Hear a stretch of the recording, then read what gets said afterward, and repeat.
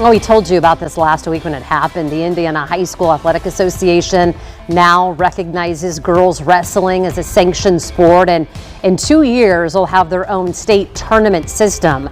The decision comes too late for twins Katie and Kaylin Campbell, who had to wrestle boys while attending North Montgomery High School in Crawfordsville.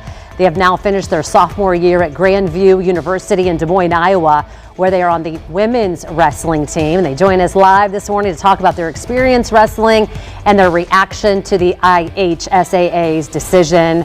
And good to see both of you again. Used to coach you both in softball back in the day, and I was telling people they are two of the toughest young ladies, gritty. Love to see you guys again. I want to hear, because even then, you know, or how long I've known you, you guys have always wanted or fought for women's wrestling. Let's start with you, Katie, and tell me a little bit about when you finally heard the news.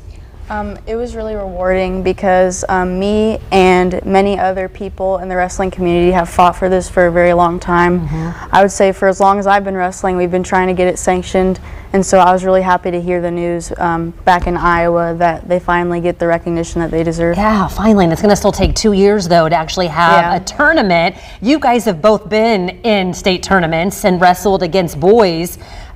Talk about that experience too, if you will, and then what has the transition been like for you in college? So when we wrestled boys in high school, I definitely had to work harder than everyone else did because there is a biological disadvantage to wrestling guys. I felt like even though I would wrestle guys and I would feel technically better than them, they would always outmuscle me in some ways, but I still enjoyed wrestling varsity on the guys team. But what I liked more was getting to wrestle all the other girls that wrestled Indiana, the national tournaments for girls. And I also feel like wrestling in college, you just have that community and that group, like a family of girl wrestlers that I never got in high school because Katie and I were some of the only girls on our team. And so I like having that family that we can all relate to. I remember, I think there were times too when people would forfeit, when boys were like, I'm not wrestling you. Right? And so you're like, well, I want to have a place to wrestle. You two are two of the best female wrestlers from the state of Indiana. We love following both of you.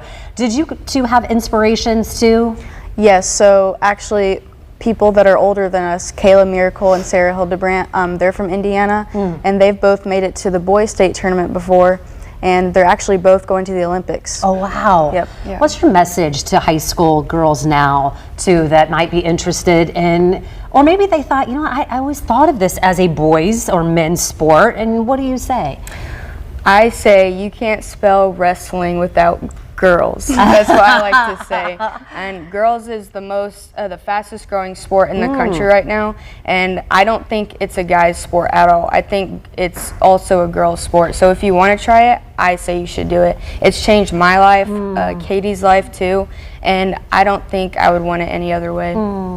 Katie, final word from you too. What do you want to know? I definitely say, like, we had to fight to feel like we belonged in the sport, and I think that girls shouldn't have to. I think that this gives them the opportunity to feel like they belong in this sport, and they should be able to go and try out for it if they want, and they'll have that community of girls behind them. I know Katie's had some injuries. You two-time All-American? Yep. Two-time All-American, and I know you have a great career too.